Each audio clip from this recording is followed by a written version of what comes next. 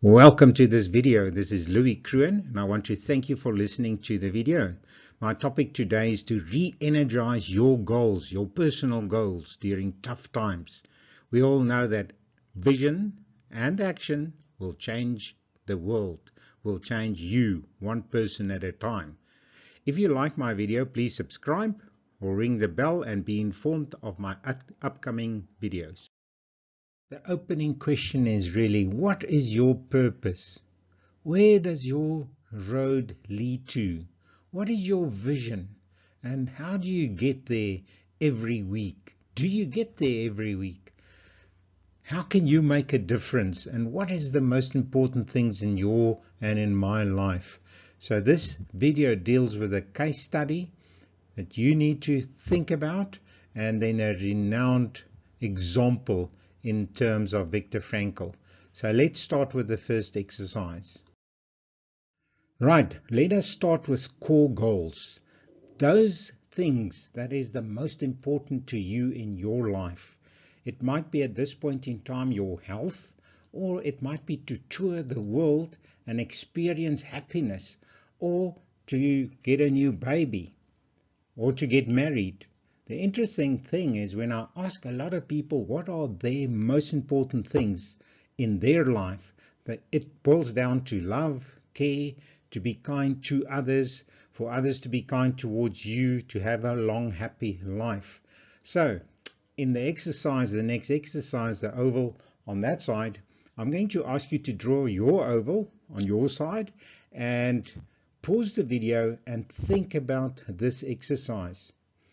The exercise starts really where you visited the doctor yesterday and he had terrible news. He said to you, you've got terminal cancer and you've only got 12 months to live. What a scary thing. You know you're going to probably die in 12 months. My question to you is, what do you want to see after 12 months? What do you want to experience in this time? And then you go and write it or draw pictures in your oval. So you can now pause the video. Right, after the pause, you went back to the doctor the following day and he said he's so sorry, he made a huge mistake. You got cancer, but it can be treated and you will definitely have your 30, 40, 50 years to live. But my question to you is, now that you've done the exercise, what are your core goals then, if you still have a long, happy life to live? Good. You have now identified the core goals. Now you need to identify core actions for this week, for now. And the most important part is not to keep on looking backwards or even forwards, but today, what do I need to do to make a difference? Let's look at, where do I get the time from? I'm only asking for 3.6% of your time. That calculates to 6 to 7 hours in a 168-hour week. So I'm not asking a lot. You're not asking a lot. So the moment you look at your time slots in hours per day, it's not that much. And you only need to schedule those priorities to get it done. You might ask me, why do I have to focus? Now, this exercise that you can see with the fingers is quite important and illustrates the point. Let's play this exercise. If you place your finger 40 centimeters away from your eyes and you focus on that finger for 10-15 seconds, what do you see? 2 fingers. And that illustrates that your results actually double when we get to a point where we can really focus in our lives and on now. And now you've identified the core rocks, the rocks in your life. These rocks are basically your core goals, and you need to create a passion and a drive towards these rocks.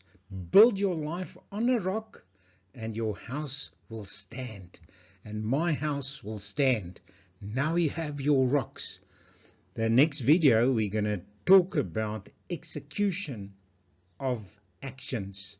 And that is so important because we all have dreams and visions, but if we don't do something differently, we will never achieve those goals. So if you like it, please click on the subscribe button or ring the bell to be reminded of the next video. Let's continue to the case study that I referred to earlier, where a person achieved and developed goals under the worst possible conditions. Set goals in tough times is a lot more complex, and therefore my advice to focus on a shorter period, 1 week, and less core goals and actions for that week. So the example I want to share to you is Viktor Frankl. Viktor Frankl was a Jew in the 40s. He was a medical doctor and a psychiatrist. He was caught by the Nazis, sent to Auschwitz, a death camp. At Auschwitz, the first thing the Nazis did was to rip you from your identity. He became 119114. No more Viktor Frankl. Secondly, all your belongings were ripped from you. Even your hair were cut, bagged, and sold for a profit. But on his arrival at Auschwitz, that's the arrival scene at Auschwitz, he was sent to the right side. He decided that his first goal was to live. And that became his main drive, to live, to see his wife again. So he had deep conversations with his wife during this time. I'm going to switch on that video. During this time, he had deep conversations about the future, about positive things with his wife. And that kept him alive, that hope at that point in time. So I'm going to read one paragraph in Viktor Frankl's book, Man's Search for Meaning, where he describes the situation. I became disgusted about the affairs that compelled me every day, small things that compelled these people on how to get food, how to survive, and how to cope in that day. So he forced his thoughts to turn to another subject, where I saw myself standing in a warm, pleasant lecture room, giving a lecture to the students on the psychology of this concentration camp. And in front of him, he saw and sat an attentive audience in warm, comfortable chairs. And by this method, I succeeded somehow to raise above the suffering of the moment. And he observed them as if they were from the past. By this method, I succeeded to really survive. And therefore, the meaning of life is to have something significant yet to do in their future. And this became his second goal, to learn something.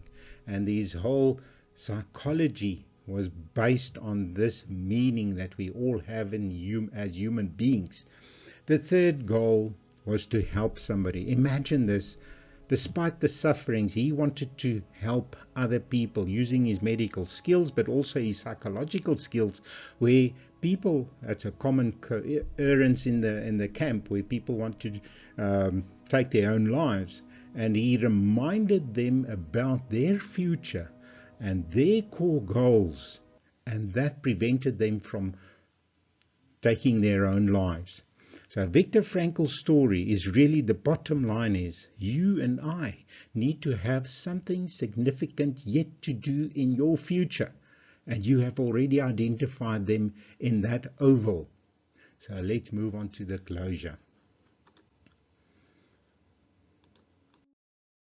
To summarize Frankl's book, Man's Search for Meaning, it is really to make and find something significant to do in the future, in your future. And that is the moral and the lesson of the story. You and I need to identify core goals, core actions, do it this week, and that will make a difference to others and to me and to you. And that is really what will inspire you to keep on moving and setting goals for yourself during tough times. And that is our challenge, and that's the story that we can learn from Frankl.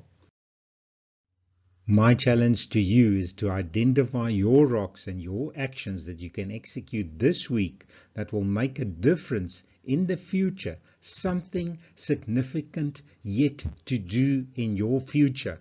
That is the challenge. It doesn't matter how many times you fall, because It only matters how many times you actually stand up.